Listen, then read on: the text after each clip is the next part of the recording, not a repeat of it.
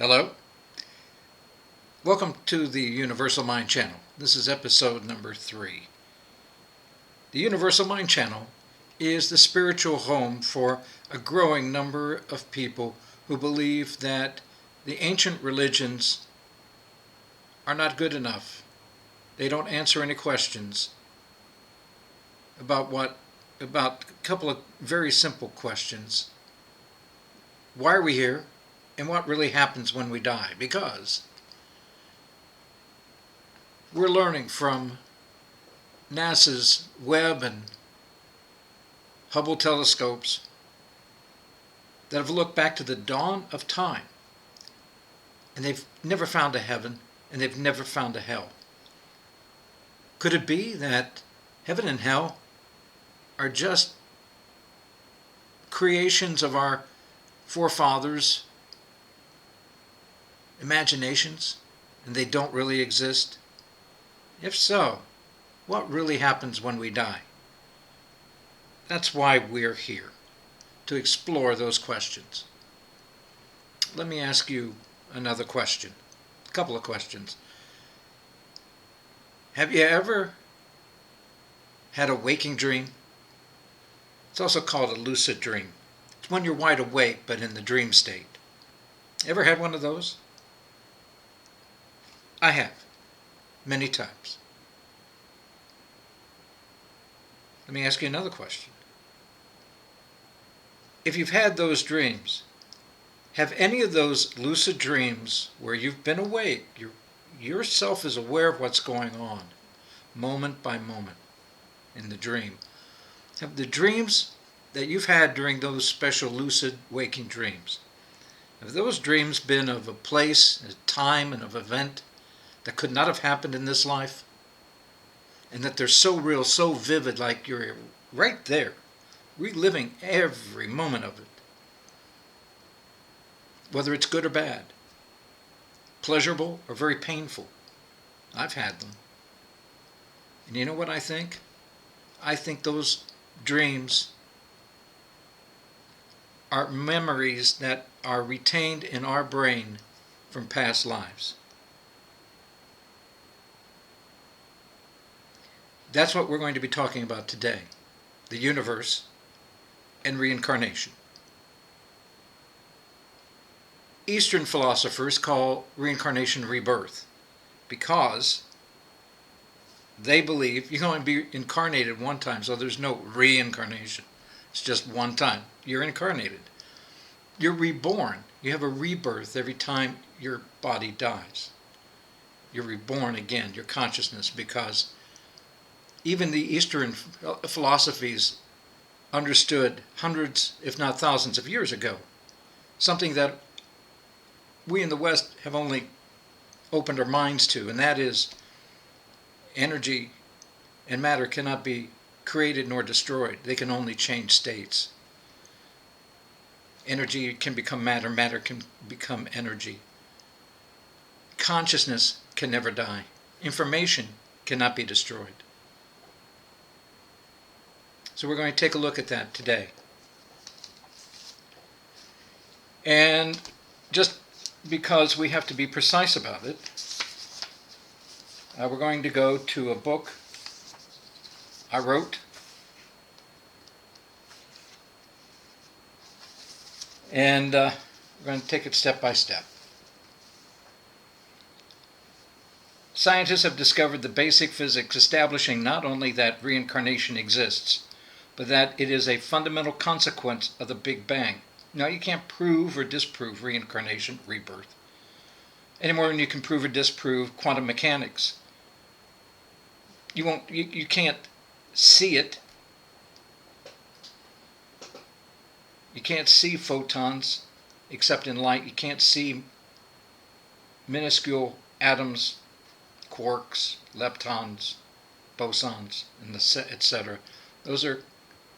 They and electrons and photons, they're quantum mechanical phenomena. And you won't see papers written about reincarnation and rebirth. You won't see it in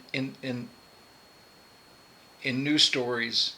Imagine it's much too controversial. Imagine if Einstein or Stephen Hawking had come out and said that they believe in rebirth. Can you imagine the hysteria it would create? The stock market would collapse, maybe. Pulpits all around the country would be alight with angry pastors denouncing the mere thought that heaven and hell couldn't exist.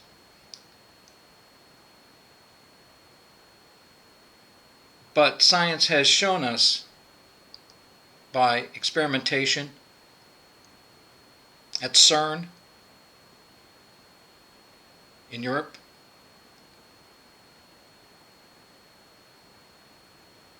that minuscule particles do exist. And the Hubble and Webb telescopes have looked back into time. And if there is a God, and if God created the universe, where did he put heaven? Where did he hide it? Where did he hide hell? Where is it? Can't find it.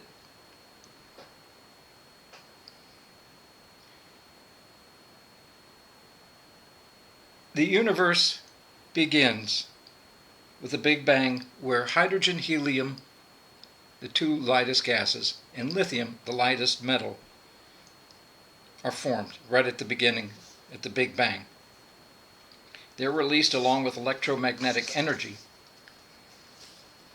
Now, two series of photon waves are emitted at the time of the Big Bang. The first wave was released during the Big Bang itself.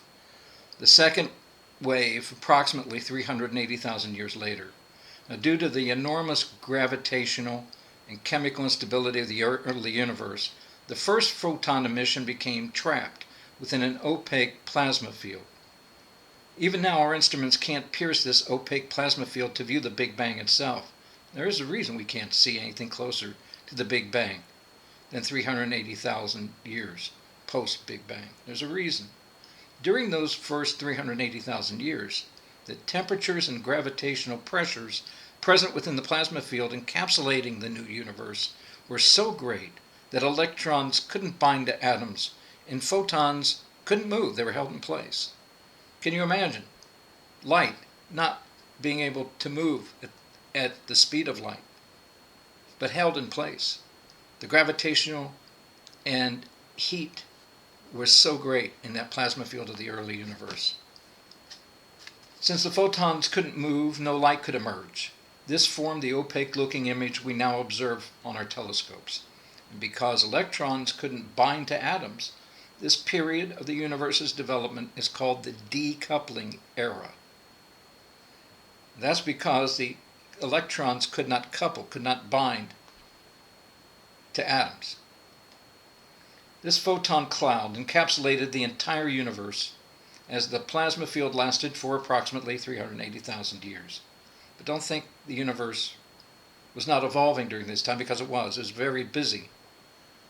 During this time, this initial plasma field time, where the electrons can't bind to atoms and photons can't move.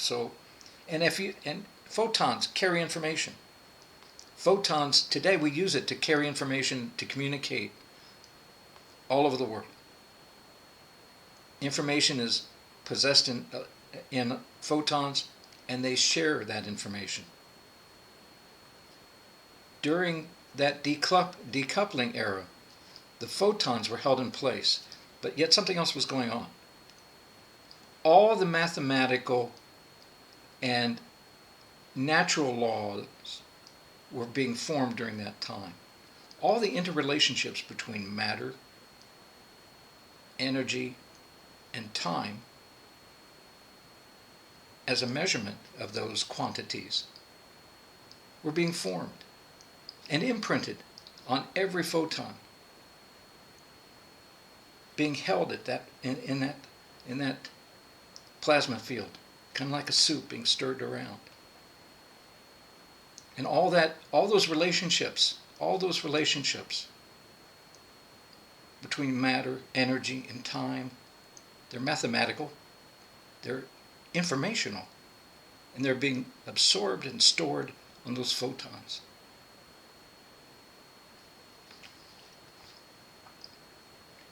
After that 380,000 years, universal expansion caused the temperature and gravitational forces holding the light within the plasma field to lessen enough that light began to flow at its normal light speed. Now, this event released a second massive photon wave that has since spread throughout the universe like an infinite ocean. It's this second photon wave that we detect today throughout the universe and throughout the cosmos. This photon cloud that exists through the universe is quantum consciousness. It's the result of those photons holding onto that information from the very beginning and then spreading it out through the universe. You're part of it. I'm part of it. We've all been stardust for billions of years, and we just don't know it. All that information has been flowing around us and through us since the dawn of time. The sharing of knowledge creates awareness, which evolves with physiological evolution until there's an ever-growing sharing between the universal mind and the individual. This sharing becomes a form of quantum entanglement, which we will learn eventually allows each individual photon to instantly share its information with every other photon it's ever become entangled with. And that's them all. That's all of them, because they were all held together in that initial plasma field at the very beginning of time. This instantaneous data transfer would appear to violate the photon speed limit of 300,000 kilometers a second, but quantum mechanics allows for it. Quantum entanglement also explains how the universe became self-aware and how our consciousness, which consists of photons, is connected to the universal mind. Photons are subject to the conservation laws of both information and energy. These laws were first discovered in the early years of the Industrial Revolution, when steam was the main source of energy for our industrial nation, hence the name thermodynamics. However, since science has evolved significantly since then, and with our perspective of the conservation laws of thermodynamics, it's now understood that the term thermodynamic fails to properly identify all the physical consequences of these laws. I'm going to give you a quote. It's from a paper all about entropy, the laws of thermodynamics, and order from disorder. It's in the Archives of Science, dated 2001, reprinted from entropylaw.com. Entropylaw.com. Here's the quote. The laws of thermodynamics are special laws that sit above the ordinary laws of nature as laws about laws, or laws upon which the others depend. It can be successfully shown that without the first and second laws of thermodynamics, which express symmetric properties of the world or universe, there can be no other laws at all. Now let's talk about, well, while these laws were first not discovered, but that evolved out of an analysis of steam engines, they have come to be used in the analysis of information as well as the universe. So let's take a look about the second law of thermodynamics. And this is again from All About Entropy, the laws of thermodynamics and order from disorder. Archives of Science 2001. That's from entropylaw.com. Quote, in all natural processes, the total entropy of a system plus its environment cannot decrease. It can remain constant for a reversible process, but must always increase for an irreversible one. The universe acts spontaneously to minimize potential outcomes of any process. Therefore, the universe always seeks to maximize entropy, randomness, or uncertainty. As to entropy, time is asymmetrical. Therefore, the second law of thermodynamics creates a measure of transformation of energy over time. The second law of thermodynamics creates a measure of the transformation of energy over time. Let's take a look at some of these terms. They talk about irreversibility. All that means is time can only move forward. You can't go back in time. The universe is an irreversible system. You can't get younger. You can't unlearn what you already know. And really, that's why I think time travel, if it ever is invented, discovered, whatever, you won't be able to go back in time. You might be able to go forward in time. I give that as a possibility, but second law of thermodynamics tells me you cannot go back in time. Why? Because of the law of conservation of information. If you learn something, you can't unlearn it.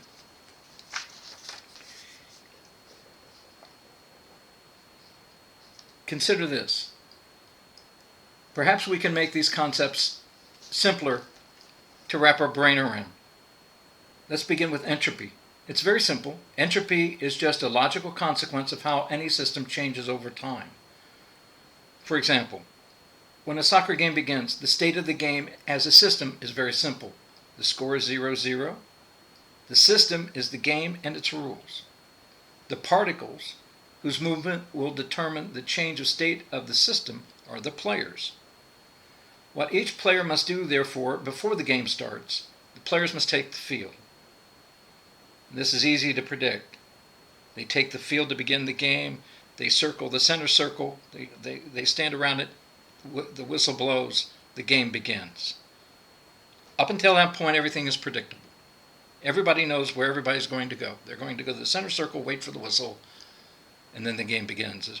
The longer the game begins, with every pass, every foul, every goal, every substitution, unfortunately, with every injury, the game changes. And you never can predict that. The uncertainty, the randomness, as the game progresses, increases over time. This increasing or evolving unpredictability is what we call entropy. Now, don't confuse entropy with any other term. Consider it randomness, uncertainty. Entropy has to do with how predicting outcomes of a system becomes increasingly more difficult as time passes. Why? Because as time passes, systems change. Systemic change results in more information about that system, which must be accounted for to predict future outcomes of the system. Like I said, once you get away from all the gobbledygook, the concept of entropy or increasing uncertainty is very simple. Now, would you believe our universe is no different from any ordinary tea kettle or any steam engine? It's not. Being a closed system, our universe is subject to the laws of thermodynamics like any other closed system. The universe possesses gases, vacuums, or at least relative changes in gas density, particles, heat, pressure, gravity, which change over time just like any other closed system. At the time of the Big Bang, entropy was relatively low. Over time, the entropy, uncertainty increased. This change in entropy, this increasing uncertainty, can be measured. This continually changing measurement of uncertainty is what we call information. If you're measuring something, you're measuring the change in something. From here to here is what? That what is information. You've learned information. If you've measured one spot to the next, that what you've learned is information. You can't unlearn that. Information, change, and time are fundamental components of all systems, including our universe, including us. We humans are systems too. We humans exist as complex biological systems containing subsystems, central nervous system, circulatory system, etc. The fundamental principle leads us to the logically inevitable conclusion that all knowledge is no more or less than measurements we make upon the change of our environment as time passes. We observe our existence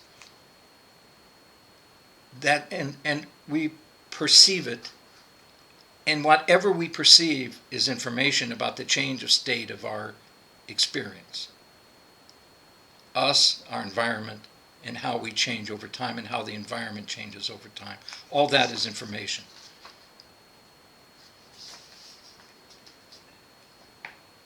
Does this make us no more than tea kettles with a brain under the control of universal forces we don't know or may never understand? Well, since the second law of thermodynamics provides a measurement of how the universe changes over time, scientists now conclude that this second law governs the conservation of information as well as entropy. In fact, it's now scientifically accepted that information can no more be created or destroyed than either matter or energy.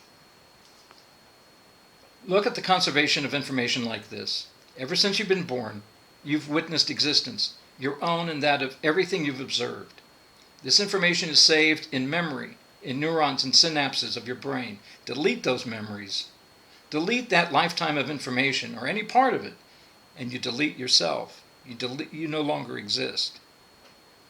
Your unique individuality, all the information you've acquired during your life, would be lost forever. As stated in the thermodynamic laws, time is asymmetric, it's irreversible. Just as we can never go back in time, we can never lose the information we gained over that time. So it's possible to conclude that information, the continued change of states of matter and energy, equals existence. I'm going to quote B. Zang and Q. Cai, C-A-I, and Zang is Z-A-N-G.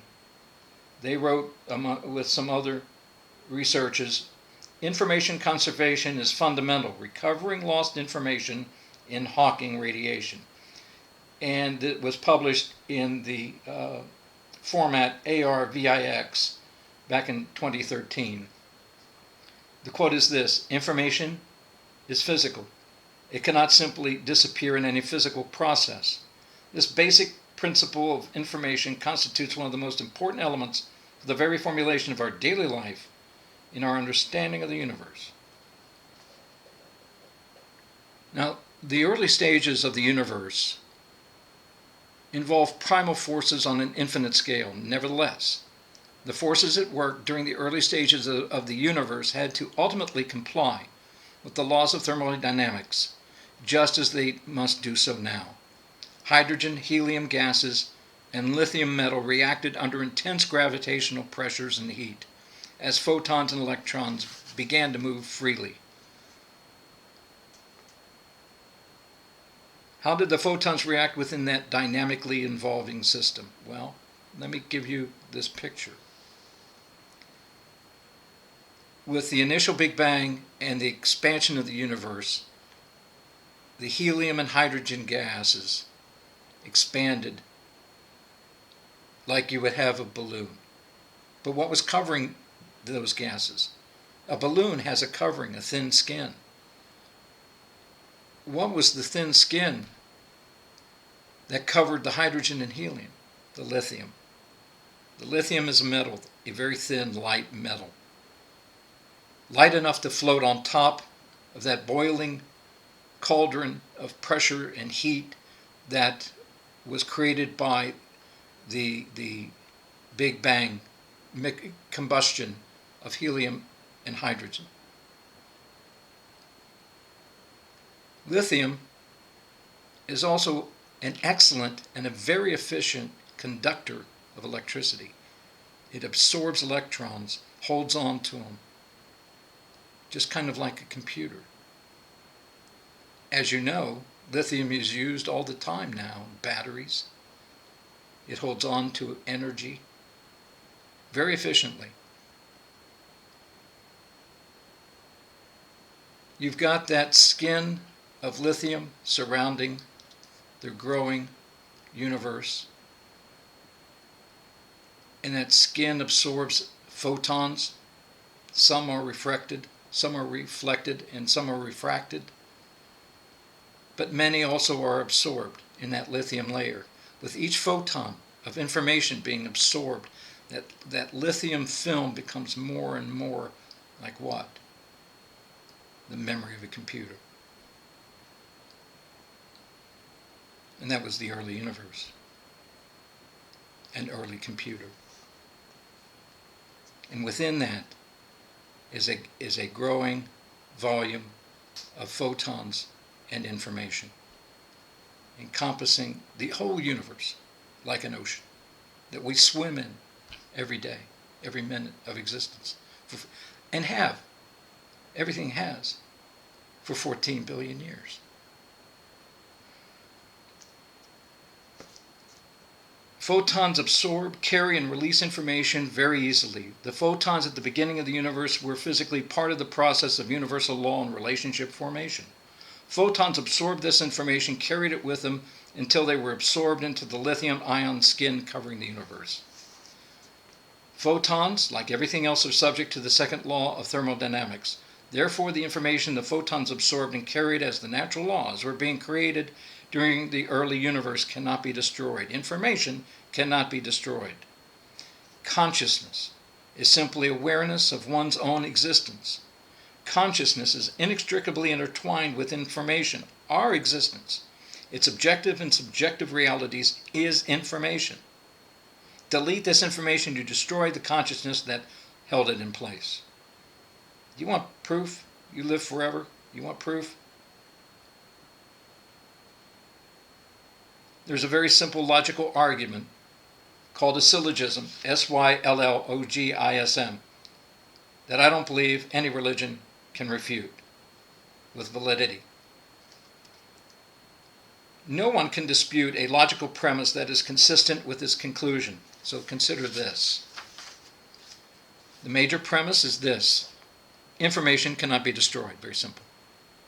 The minor premise: consciousness is information.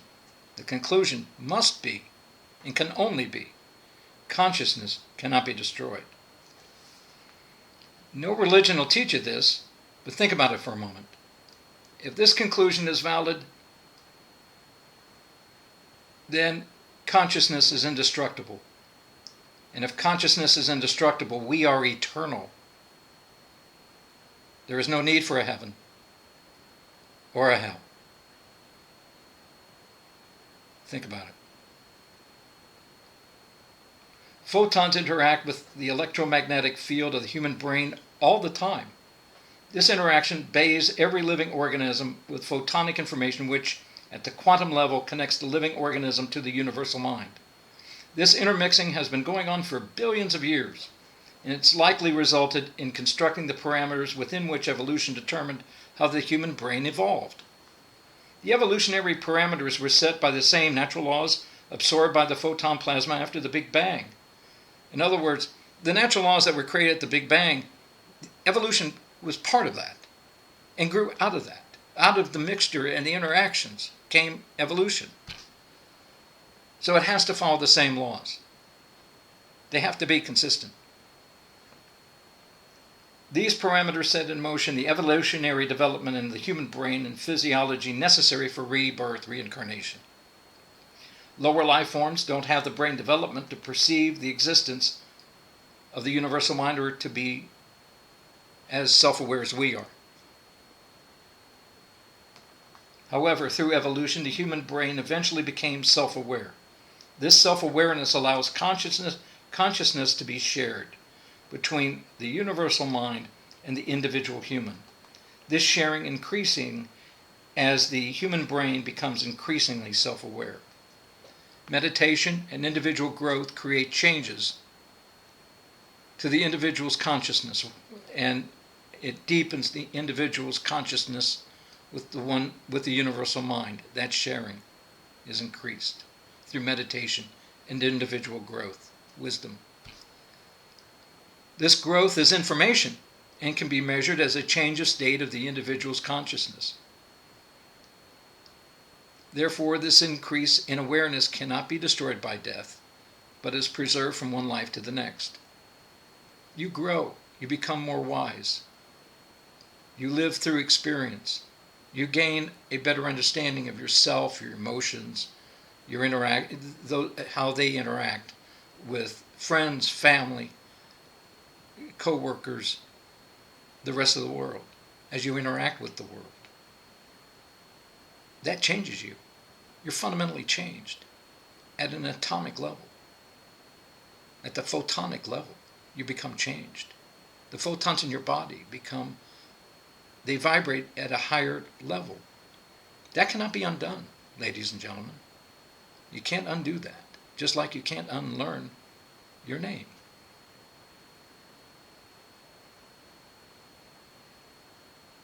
Reincarnation is not a mystery. Neither is it mystical or even strange. All rebirth does is what natural law mandates it do: conserve information and consciousness through evolution. Rebirth is a logical, necessary consequence of the Big Bang and the natural laws it set in motion billions of years ago.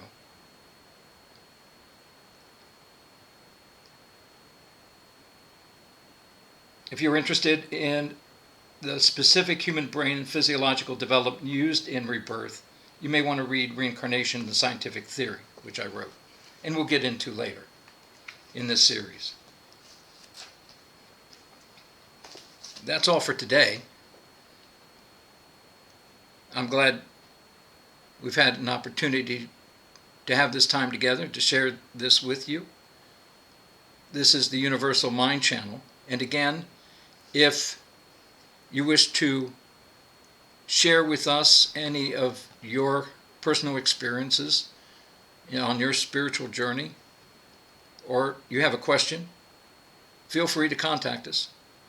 The Universal Mind Channel at gmail.com. The Universal Mind Channel at gmail.com. Thank you very much. Have a good day.